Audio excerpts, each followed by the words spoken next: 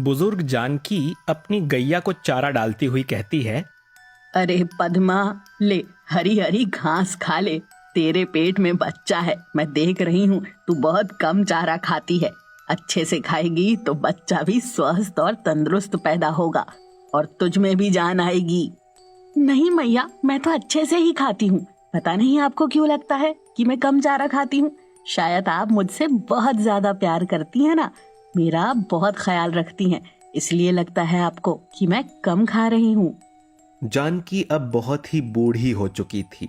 जानकी का इस दुनिया में पद्मा के अलावा कोई नहीं था। पद्मा को उसने बचपन से ही पाला था। पद्मा को वो अपनी बेटी जैसा मानती थी और पद्मा भी उसे अपनी माँ से कम नहीं मानती थी। दोनों में माँ बेटी जैसा रिश्ता था। जानकी श्री कृष्ण भगवान की बहुत बड़ी भक्त थी। वो हर रोज सुबह शाम भगवान श्री कृष्ण जी की पूजा करती थी। हर रोज पूजा करने मंदिर जाती थी और लड्डू गोपाल की पूजा करती थी। पद्मा भी जानकी को देख देख कर श्री कृष्ण भगवान की पूजा करती थी और सुबह शाम जानकी के साथ मंदिर जाती थी। पद्मा, मेरी प्यारी गैया, चल आज पूजा का समय हो गया है। तू भी लड्डू गोपाल जी की पूजा कर ले। वैसे भी लड्डू गोपाल को गायों से बहुत प्यार था। अगर तुम उनकी पूजा करोगी तो लड्डू गोपाल तुम पर अपना आशीर्वाद हमेशा बनाए रखेंगे। हाँ मैया, मुझे भी लड्डू गोपाल जी की पूजा करना बहुत अच्छा लगता है। जब मैं उनकी पूजा करती हूँ तो मुझे ऐसा महसूस होता है कि वो मुझे साक्षात दर्शन दे रहे हैं। पगली कहीं की। थोड़े दिनों बाद जानकी बहुत बीमार हो जाती है, जिस वजह से उसकी मृत्यु हो जाती है। पद्मा जानकी के अंतिम संस्कार पर रोती हुई कहती है, हे मैया, तूने मुझे बचपन से पाला था। दुनिया के हर दुख तकलीफ से तूने मुझे दूर रखा। अब अचानक से तुम मुझे बीच रास्ते में अकेला छोड़कर कैसे जा सकती हो? कैसे तुम्हारे बिना रहूंगी मैया? कोई मुझे या तो मार डालेगा या कोई बाघ अपना शिकार बना लेगा। जब जानकी जिंदा थी तो वो पद्मा को बैठे बैठे चारा और हरी हरी घास लाकर देती थी। लेकिन अब पद्मा को घास खाने खुद बाहर जाना पड़ता था और घास खाने उसे जंगल को पार करके नदी किनारे जाना पड़ता था। पद्मा जब घास खाने जंगल जाती है, वहां उसे हरी हरी घास दिखती है, जिसे वो पेट भर के खाती है। आहा, बहुत मजा आया। यहाँ तो कितनी लंबी लंबी और हरी हरी घास है। अब मैं रोज यहीं पर घास खाने आते रहा करूंगी। जैसे ही पद्मा घर लौट रही होती है कि तभी रास्ते में उसे एक सांबा नाम का कसाई मिलता है। वो उसे देखते ही लालच में आ जाता है। अरे वाह, इतनी मोटी ताजी हट्टी कट्टी गाय, ये तो मुझे पेट से भी लग रही है। कोई साथ में भी नहीं दिख रहा इसके। इससे पहले कि इस पर किसी दूसरे की नजर पड़े, ऐसा करता हूं कि मैं इसे अपने घर ले जाता हूं। जब तक दूध देगी तब तक इसका दूध खाकर मजे लेता रहूंगा। जब दूध देना बंद कर देगी तो इसे काट के इसका मांस बेच दूंगा। सांबा पद्मा गाय को पकड़ के अपने घर ले जाता है और उससे कहता है, देख गाय, मैं तुझे हर रोज अच्छी अच्छी हरी हरी घास खिलाता रहूंगा, क्योंकि मैं जानता हूं कि तू गर्भ से है और बच्चे को जन्म देने वाली है। मुझे तेरे दूध का लालच है, बस इसीलिए मैं तुझे यहां अपने घर लाया हूं। जब तक तू मुझे दूध देगी तब तक मैं तुझे रखूंगा। जिस दिन तूने दूध देना बंद किया तो मैं तुझे काट के बेचने में देरी नहीं करूंगा, क्योंकि मैं पेशे से एक कसाई हूं। पद्मा सांबा की बातें सुनकर बहुत घबरा जाती है और रोने लगती है। हे भगवान, मुझ गरीब पर अब ये कौन सी नई आफत आन पड़ी है? क्या करूंगी? मुझे तो लगा था कि ये कोई अच्छा इंसान है जो जान की माँ के बाद मुझे मिला है और मेरा ख्याल रखेगा, लेकिन ये तो एक कसाई है। जब तक मैं उसे दूध दूंगी तब तक वो मेरी सेवा करेगा। जब मैं उसे दूध देना बंद कर दूंगी तो वो मुझे काट देगा। मैं ऐसा करूंगी, इस कसाई को सुबह और शाम भर भर के दूध दिया करूंगी ताकि वो खुश रहे और मुझे काटे नहीं। इस तरह से सांबा हर रोज पद्मा को अच्छी अच्छी और हरी हरी घास खिलाता है। और फिर एक दिन की बात है, जब सांबा को गोश्त का बहुत बड़ा ऑर्डर मिलता है तो उसके पास इतने बकरे नहीं थे कि वो उनका ऑर्डर पूरा कर सके। तो अचानक से उसकी नजर पद्मा गाय पर जाती है और वो सोचने लगता है, अरे वाह, ये बात मेरे दिमाग में पहले क्यों नहीं आई। शादी वाले घर से इतना बड़ा गोश्त का ऑर्डर मिला है और गोश्त तो मेरे सामने खड़ा है। बकरा ना हुआ तो क्या हुआ, गाय तो है ना। और वैसे भी किसी को क्या पता चलेगा कि गोश्त बकरे का है या गाय का। ऐसा करता हूँ, अभी रात भी हो रही है तो रात के समय ही इसे लेकर जाता हूँ और काट देता हूँ, किसी को पता भी नहीं चलेगा। और सुबह सुबह शादी वाले घर इसका गोश्त पहुंचा के आता हूँ। नहीं नहीं, ऐसा नहीं हो सकता। ये कसाई तो मुझे काटने की बात कर रहा है। हे भगवान, मुझ पे नहीं तो कम से कम मेरे बच्चे पर तो दया करो। हे लड्डू गोपाल, अगर मैंने कभी तुम्हारी सच्चे मन से भक्ति की है तो उस भक्ति की लाज रख ले और आज आकर मुझे बचा ले।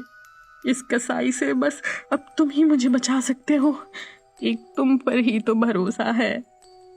जैसे ही सांबा पद्मा को काटने के लिए ले जा रहा होता है कि तभी भगवान श्री कृष्ण का सुदर्शन चक्र आकर सांबा के गले को धड़ से अलग कर जाता है और सांबा की गर्दन बोल उठती है, ये मैंने क्या किया? मैंने गाय को काटने की बात कैसे कर ली? भगवान श्री कृष्ण ने मुझे इतने बड़े पाप करने की सजा दे दी। मेरी गर्दन काट दी, मेरी गर्दन को काट के धड़ से अलग कर दिया। हे प्रभु, ये मुझसे क्या पाप हो गया?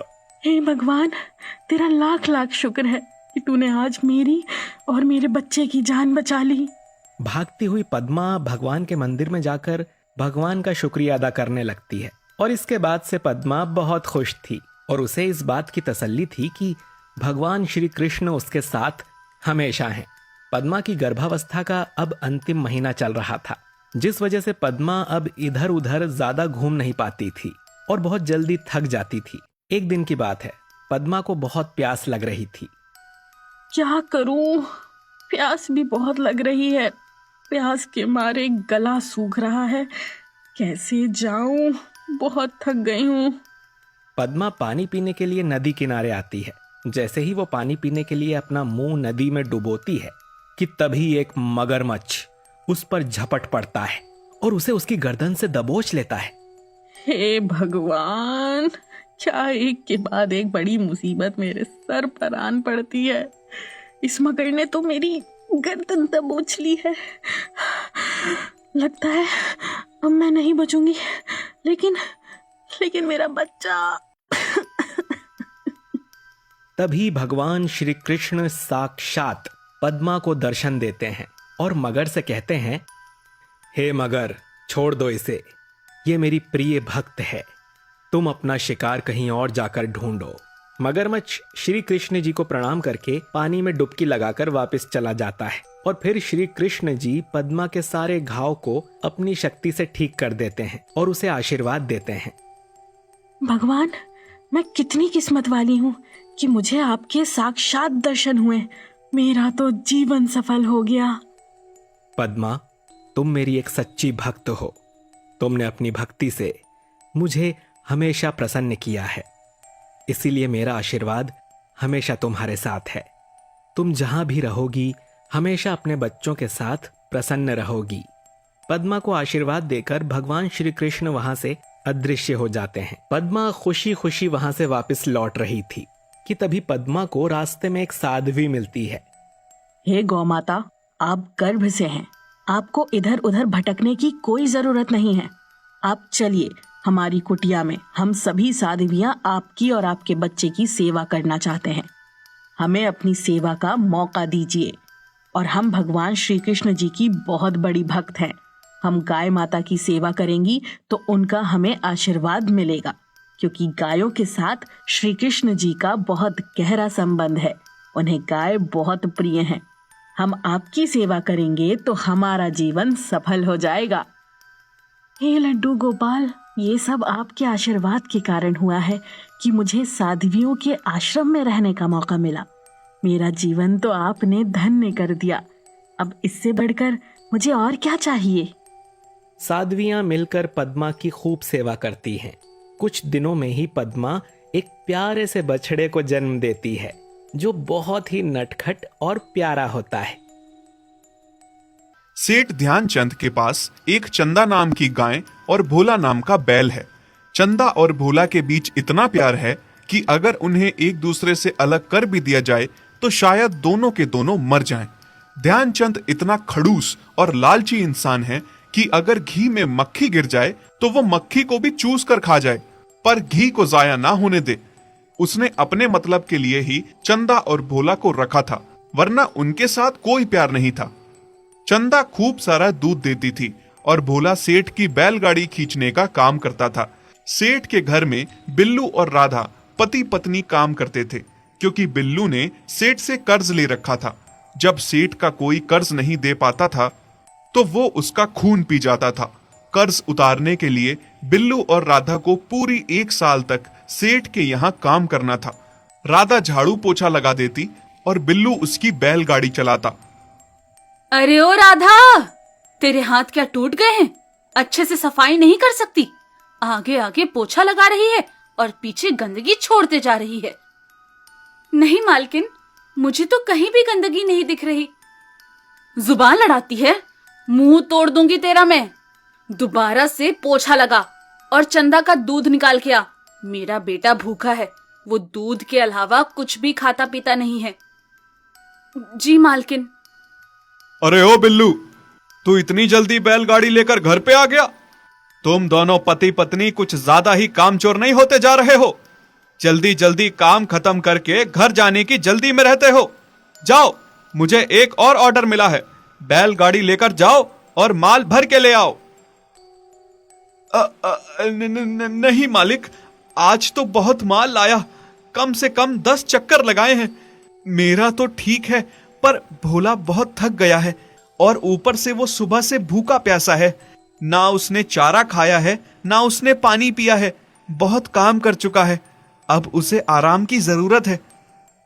बिल्लू, आखिरी बार अपनी राय दी है। आइंदा बोलने की हिमाकत की ना तो जुबान काट दूंगा। और भोला मेरा बैल है, उससे कितना काम करवाना है, कब खाना पीना देना है, यह सब मैं देख लूंगा।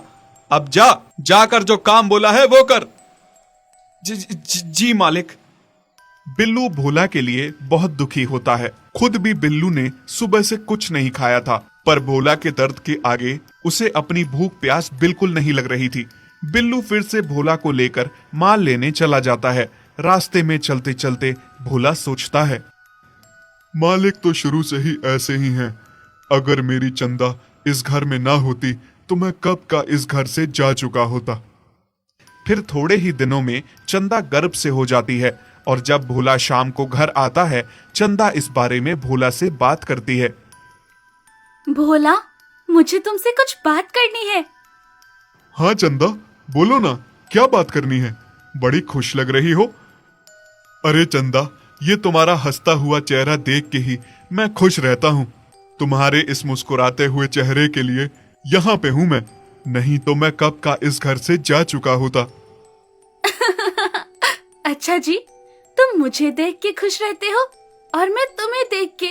और तुम्हें एक खुशी की बात सुनाऊं मैं? हमारा बच्चा आने वाला है। क्या तुम सच कह रही हो? बिल्कुल सच। चंदा, तुम जानती हो ना, हमारा पहला बच्चा भी मालिक और मालकिन की वजह से नहीं बचा था। इस बार ऐसा हो मैं बर्दाश्त नहीं कर पाऊंगा। खासकर तुम्हें और बच्चे को लेकर मैं कोई रिस्क नहीं लेना चाहता। चलो यहाँ से दूर चलते हैं। नहीं भोला, तुम खुद ही सोचो, हम कहाँ जाएंगे? इतनी जल्दी कोई भी फैसला लेना ठीक नहीं है। हाँ, अगर इस बार कुछ गलत लगा तो हम यहाँ से चले जाएंगे। अब उससे बुरा क्या ही हो सकता है? इन दूध के लालचियों ने हमारे बच्चे को दूध पिलाना बंद कर दिया, जिस वजह से वो हमारी आंखों के सामने भूखा मर गया। तुम ही मना करती हो, वरना हम कब का यहाँ से किसी अच्छी सुरक्षित जगह चले जाते। चंदा की देख रेख राधा ही किया करती थी। जैसे ही चंदा दूध देना थोड़ा कम कर देती है, वह तभी सेठ की पत्नी राधा पे खूब चिल्लाती है।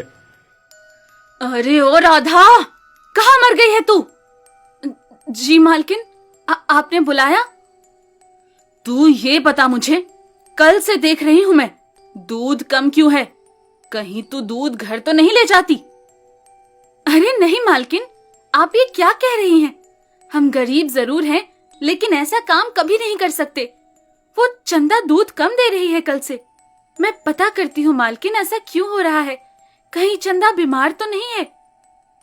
राधा जब शाम को चंदा से दूध लेने जाती तब उसे पता चलता है कि चंदा गर्भ से है। वो चंदा को बहुत प्यार देती है और उस पर हाथ फेरती है। अरे वाह चंदा, तू तो गर्भ से है। ये तो बहुत खुशी की बात है। मैं ये बात मालकिन को जाके बताती हूँ। राधा चंदा के गर्भवती होने की बात मालकिन को बताती है। ये सुन के मालकिन बिल्कुल खुश नहीं होती। मालकिन, चंदा इसलिए दूध कम दे रही थी और आगे आगे वो कुछ महीने बिल्कुल दूध नहीं देगी, और जब वो बच्चा जनेगी फिर खूब सारा दूध देगी। तू क्या पागलों की तरह खुश हो रही है? वो दूध देना बंद कर देगी तो मेरा बेटा क्या पिएगा? अब जा यहां से। जी मालकिन। राधा को लगा मालकिन खुश हो जाएगी, लेकिन उसके ठीक उल्टा हुआ। मालकिन उस पे बहुत चिल्लाई। थोड़े दिनों में जब चंदा बिल्कुल दूध देना बंद कर देती है तो सेठ को और उसकी पत्नी को बहुत गुस्सा आता है। मालकिन, आज चंदा ने फिर से दूध नहीं दिया। अब वो थोड़े महीनों तक दूध नहीं देगी। आप मुन्ना के लिए बाहर से दूध मंगवा लीजिए। देखिए ना जी, ये कैसी गाय है? इसका हमें क्या फायदा जो दूध भी ना दे पाए? समय से हमारा मुन्ना भूखा रह जाएगा। इससे तो अच्छा होता कि ये गर्भ से ही ना होती। तुम सही कह रही हो जी। इस गाय ने तो तंग कर दिया है। पहले भी सारा दूध अपने बछड़े को पिला देती थी और अब फिर से ये गर्भ से है तो दूध नहीं दे रही। अभी ठीक करता हूं मैं इसे। सेठ डंडा उठा के बंधी हुई चंदा को खूब मारने लगा। चंदा से उसकी मार बर्दाश्त नहीं हो रही थी। नहीं नहीं मालिक, मुझे मत मारिए। बहुत दर्द हो रहा है। मेरा नहीं तो मेरे बच्चे का ही सोचिए। नहीं मालिक, इसको मत मारिए। ये गर्भवती है, मत मारिए इसे। इसका बच्चा गिर जाएगा। भगवान के लिए ऐसा पाप ना कीजिए। तू चुपचाप यहां से चली जा, नहीं तो इसके साथ साथ तुझे भी मार पड़ेगी। और बच्चा गिर जाएगा तो गिरने दे, मैं भी यही चाहता हूं। बेरहम सेठ लगातार चंदा को मारे जा रहा था। तभी बिल्लू भी बैलगाड़ी लेकर आ जाता है। भोला जब सेठ को चंदा को मारते हुए देखता है तो उससे बर्दाश्त नहीं होता और बिल्लू भी ये सब देख नहीं पा रहा था।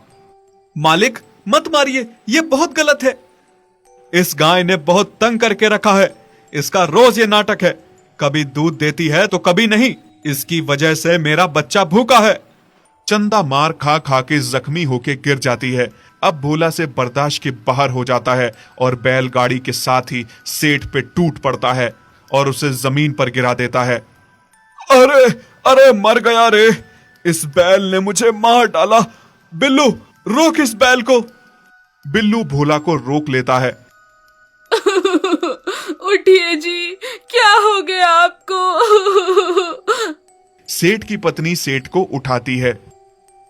देखिए जी, जैसे हमारे जानवर वैसे ही हमारे नौकर भी मिले हैं। एक भी ढंग से काम नहीं करता। ये सब इस गाय की वजह से हुआ है। इसकी वजह से मुझे भोला ने मारा है। इन दोनों का एक साथ रहना ठीक नहीं है। इस भोला को अब मैं ऐसी सजा दूंगा ना, ये याद रखेगा। सेठ भोला को 2 दिन तक भूखा प्यासा एक अंधेरे कमरे में बंद करके रखता है। ना तो उसे चारा देता है और ना उसे पानी देता है, और चंदा को भी बहुत जख्मी हालत में भूखा प्यासा रखता है। दोनों कभी एक दूसरे से इस तरह अलग नहीं हुए थे। एक दूसरे के लिए बहुत तड़पते रहे, परेशान थे। ओह चंदा, तुम कैसी होगी? पता नहीं मालिक ने तुम्हें कुछ खाने के लिए दिया भी होगा या नहीं। चंदा, अब मुझसे तुम्हारे बिना रहा नहीं जा रहा। मालिक ने तुम्हें बहुत मारा है। तुम्हारा कोई ख्याल रखता भी होगा या नहीं, और हमारा बच्चा कैसा होगा, मुझे बहुत चिंता हो रही है। भोला, तुम सही कहते थे। ये लोग बहुत बुरे लोग हैं। मैंने तुम्हारी बात पहले ही मानी होती तो आज हम इस तरह एक दूसरे से अलग और भूखे प्यासे नहीं होते। भोला, तुम ठीक भी होगे या नहीं? खाना खा लीजिए। नहीं राधा, मुझे भूख नहीं है।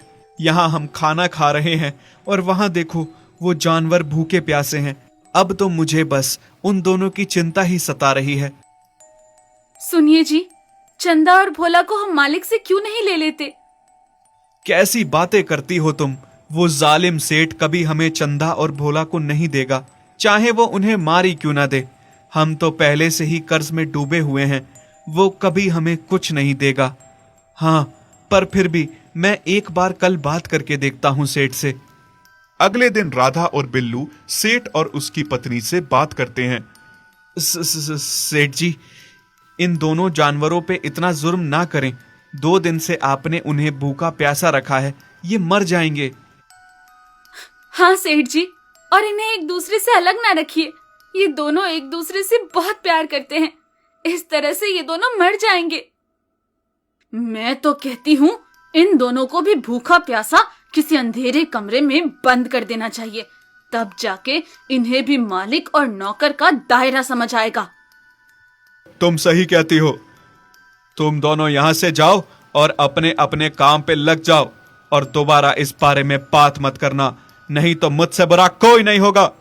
हमें अच्छे से पता है क्या करना है। अब जाओ यहां से।